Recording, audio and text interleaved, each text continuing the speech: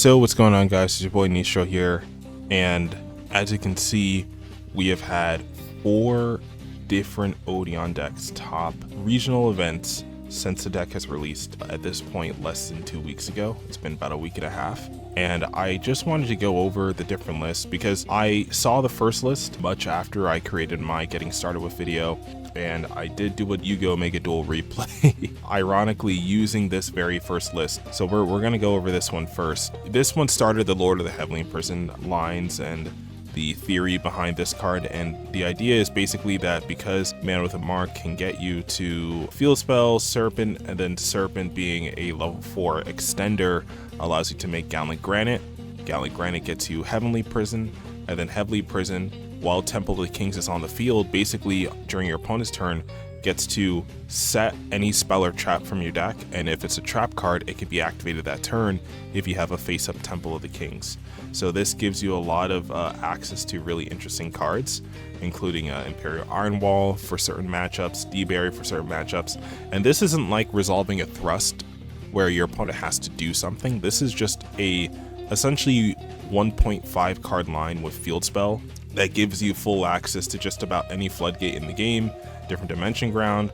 I saw some people theorizing with Eradicator Epidemic Virus because Heavenly Prison is a dark monster that can be attributed as cost, and some of the other viruses too, actually, funnily enough. And so this was pretty much the deck list I based my theory off of. There's a few things here that are a bit weird, like Small World, but it actually does work when you start going through the lines, right? So Ash, 0 attack, Valor, 0 attack, and it actually goes into either Anubis because as they both have 0 defense and share nothing else, or Valor can go into Man with a Mark because they are both spellcaster and share no other attribute. Ogre, and then Nib goes for Anubis because the only thing Nib and Anubis share is that they're both 3000 attack. Herzliya 600 defense can go into Nib, 600 defense, and as I mentioned earlier, Nib can go into Anubis because they both have 3000 attack. So every single hand trap, I guess Valor into Nib, into Anubis if you happen to draw the Valor. But Valor is the best bridge, I think. So I think drawing Ash or drawing Nib to mix with Small World are the 2 best ones that you can draw, because Ghost Ogre can't go into Valor because they share more than one feature because they're both 0 attack and light. So they can't bridge into each other through Small World. Searching for Anubis is pretty good too. In a perfect world, I think you'd rather search Anubis than search Man, because if you're going to get drolled, Man isn't going to save you anyway unless you already have Field Spell. And if you already have Field Spell and Small World, then you don't need to resolve Small World because Field Spell pretty much gets you there anyway. So that's why Small World can work in this engine, and that's why you may use it as a consistency piece, because that's 3, 6, 9, 10 starters really in a 43 card deck is not that many. So he used Small World just to increase the number of potential 1 card starters in the list, and I think that's perfectly fine. You can watch the top 8 here. So now that we saw the first pure Odion list, I want to go into the next pure list. I'm going to say Fiendsmith for last because I'm going to have the most thoughts about it. I do want to go through and compare the different pure lists at top first though.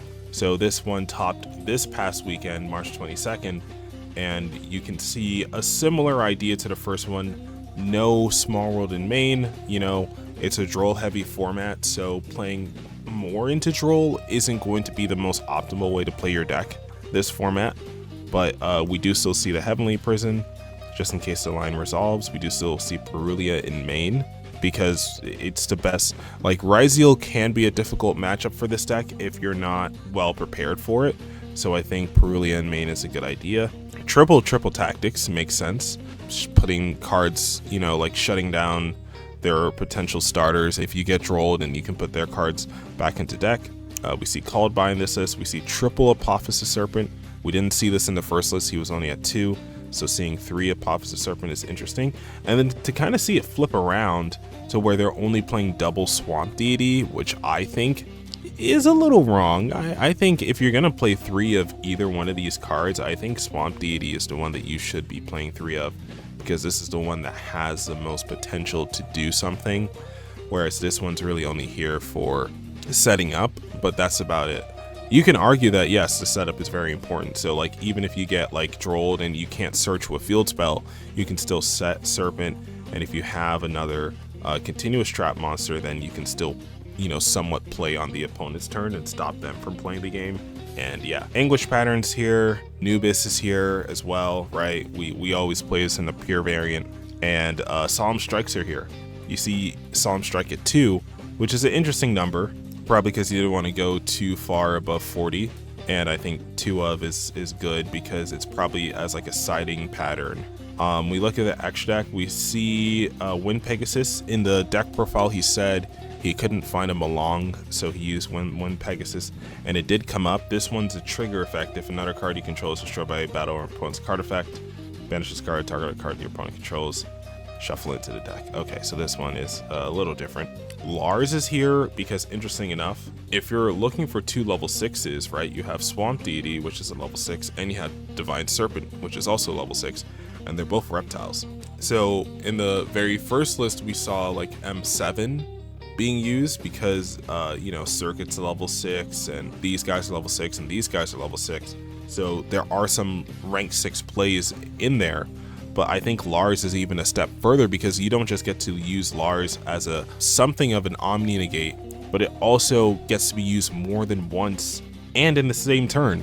You can use it twice in the same turn, which is great. So it's like a double Omni Negate. I mean, if your Swamp Deity and your Divine Serpent aren't strong enough, then you can just go for this. Unfortunately, this can't be done with Circuit, but it still seems like a pretty good situation for us.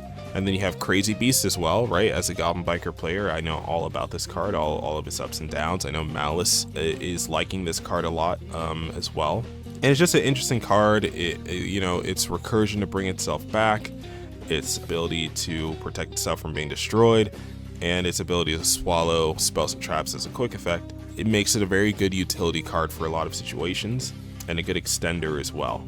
I'm not sure how strong this card is in a Apophis deck, like in the context of Apophis, but I know what it could be used for. And it can also detach materials from other monsters, so when going into a Ryzo matchup, you can detach their Exceed materials to resolve its effect, for example.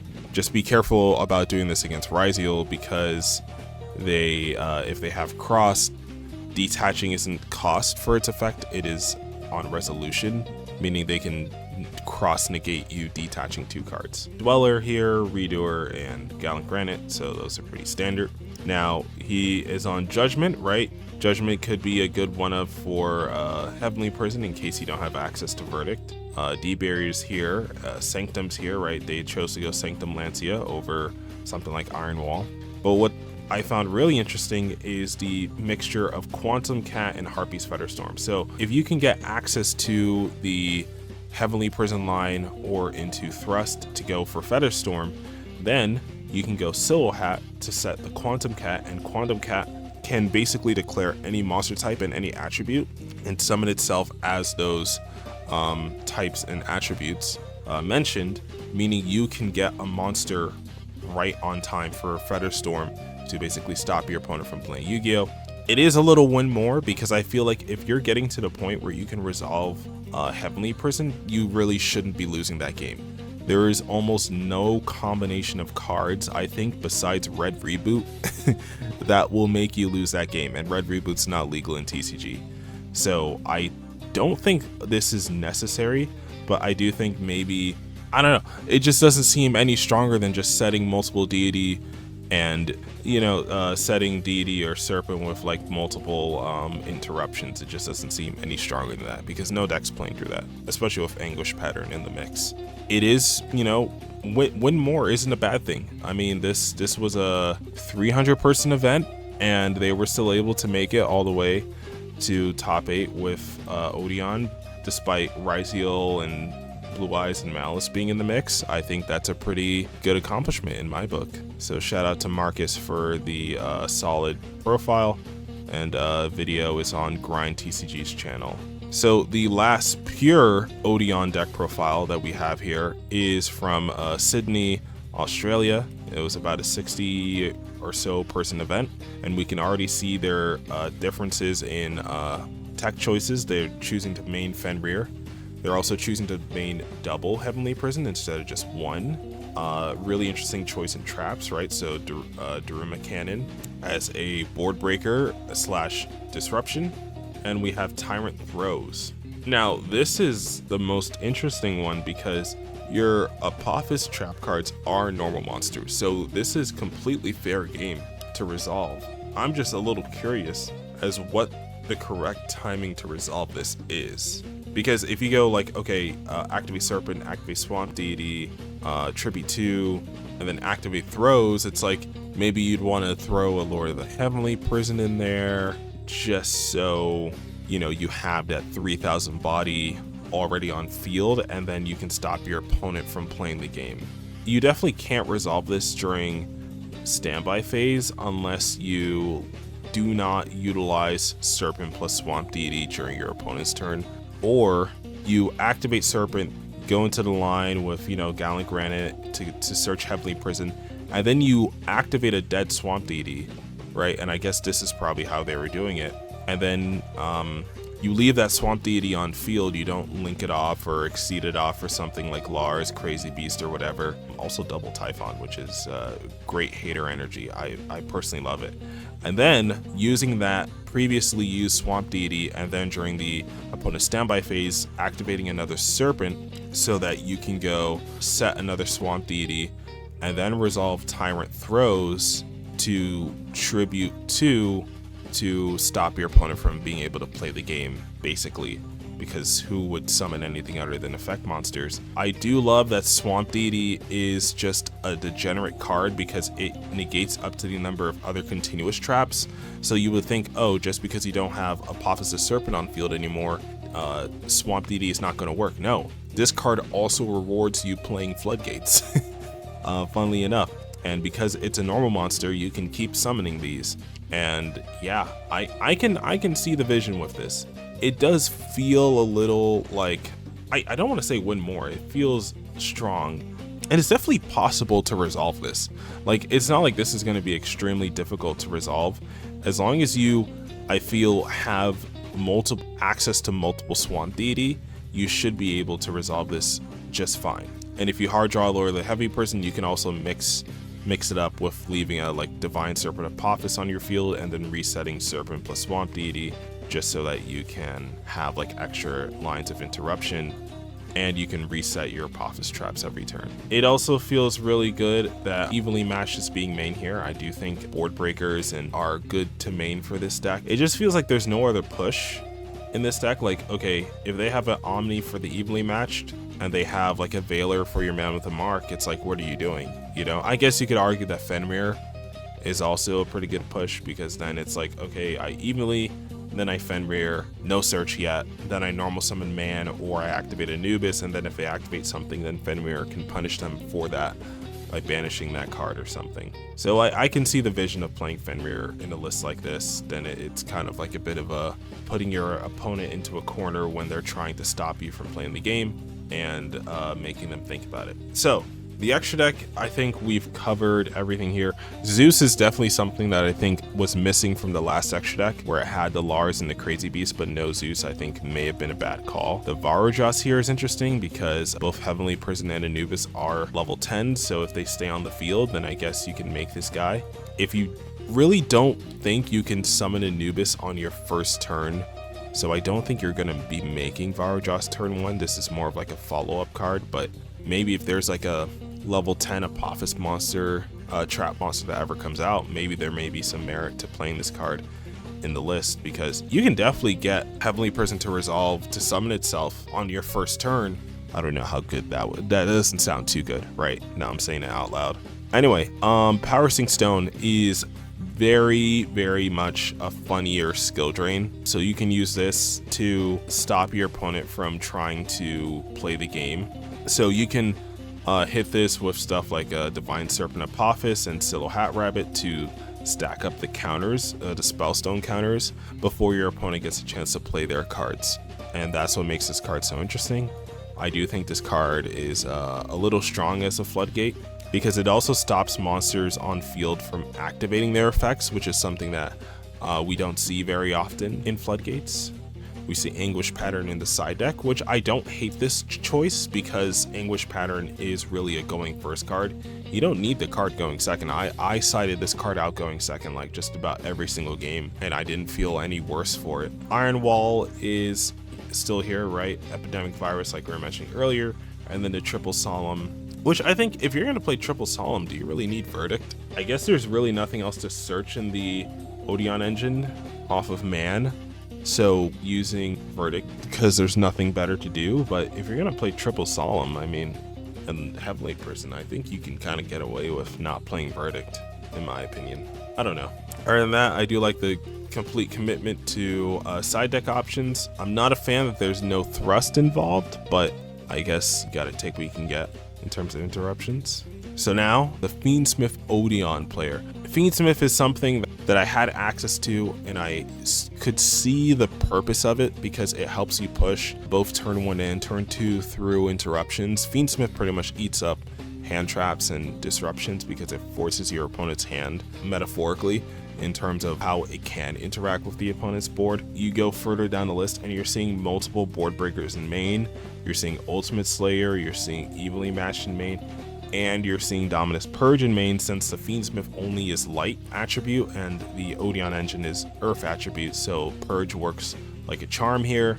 You're still seeing Double Apophis, you're seeing Desiree, Agnumde, Moon, Chaos Angel, and Wave High. I think Moon is definitely something that the deck can do, right? Like if you already have the Statue of Anguish pattern, which I don't like the ratio of their trap monsters. I think this is the weakest part of the deck, but the fact that this deck got first place, like not even like second, not top 8, this was the deck that won because of its versatility.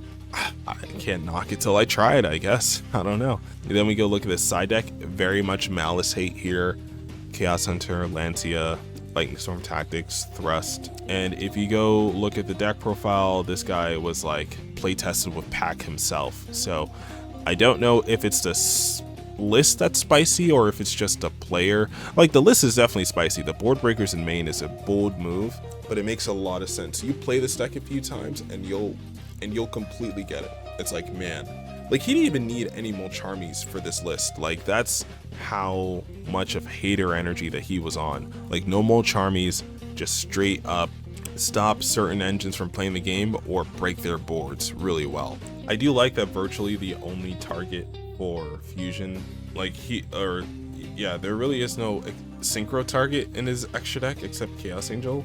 And I guess once you hit a purge, you really don't need Chaos Angel in a lot of situations. So I can see why they'd Ultimate Slayer this away instead of using him along. But otherwise, yeah, it just looks like a really fun list. Only one Temple of the Kings, which I think is fine.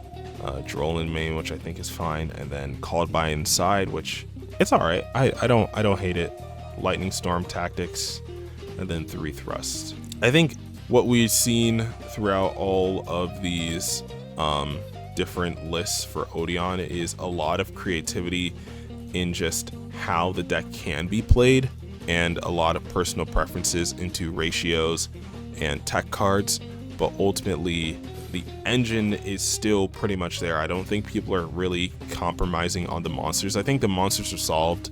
3 Anubis, 3 Man, 1 Circuit, 3 Field Spell, 1 Terraforming. It's only the ratio of Temple of the Kings, 2 Divine Serpent Apophis across the board. I love that. The number of monster traps you should be playing in main will probably depend on if you're playing pure or if you're playing more of a hybrid like Fiendsmith. And Heavenly Prison will also probably be in your list if you're not playing the Fiendsmith variant. I'm not sure how long the Fiendsmith variant is for this world with the new ban list coming up soon. I can imagine that the deck pure will still have some place in the metagame moving forward. So because this is a fairly new deck and something that's still emerging as an option, people are just now starting to research and get into how this deck is played, and it may take a while for this deck to be considered meta, like to get enough tops to be considered like fully meta, especially since it's kind of expensive on release for a deck that is, I mean, it's not going to be any more expensive than your average meta deck, but it's still not something that's a budget option, I would say.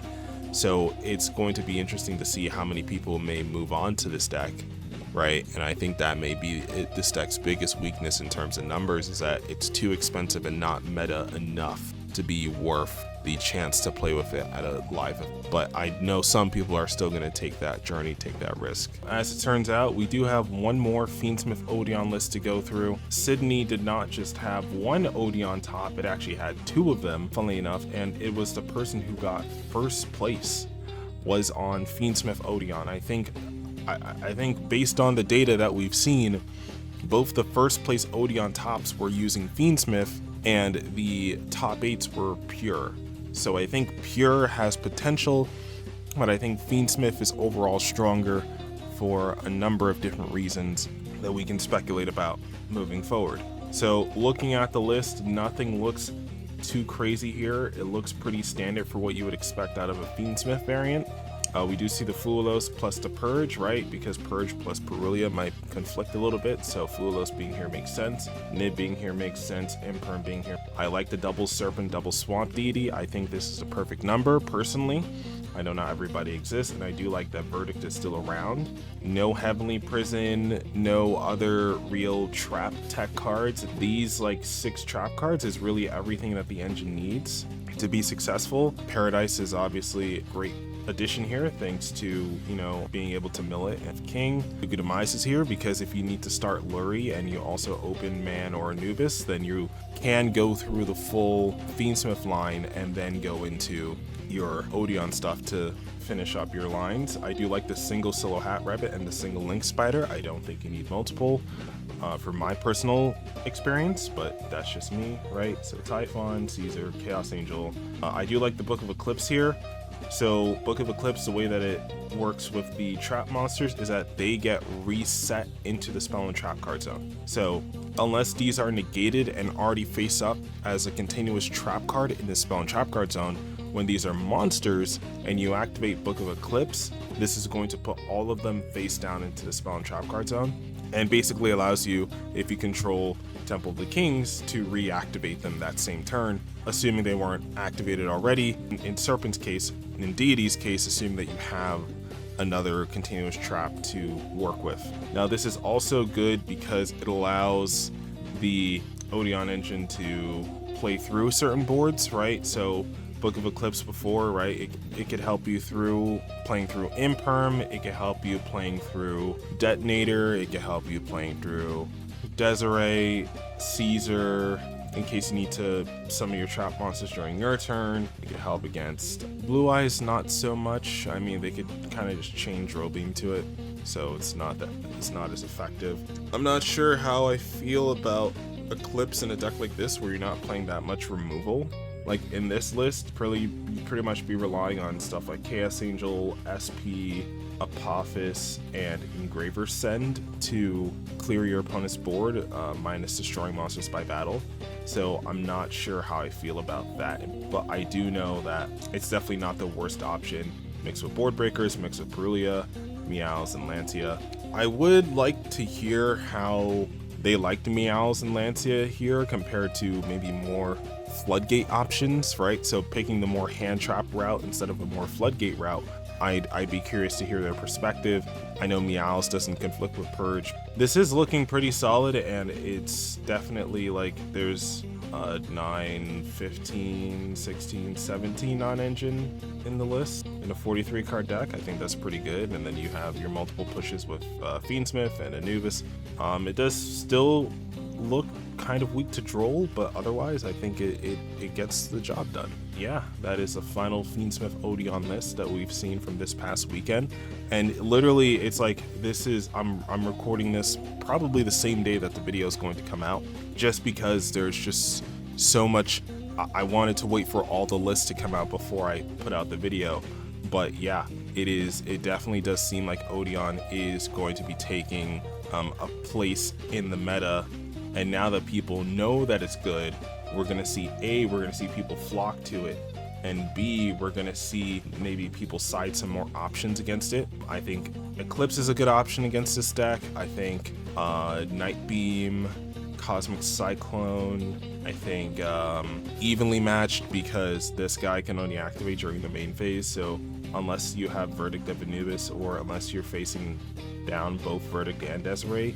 If you can bait a few interruptions and then go evenly, you may be in the gold there. Lightning Storm, you know, depending on if man stays on field or not, it may not be relevant to try to Lightning Storm or Flutter Duster the deck, so you just got to be careful with that. Let me know what you guys think in the comment section below. This has been your boy Nistro here. Which Odion list is your favorite? Just look out for my Odion replays personally, and I'll do a live deck profile as well, since I know some people may want to see how I personally pilot the deck based on what I've seen and how I've tested. But until that point, that'll be it. See ya.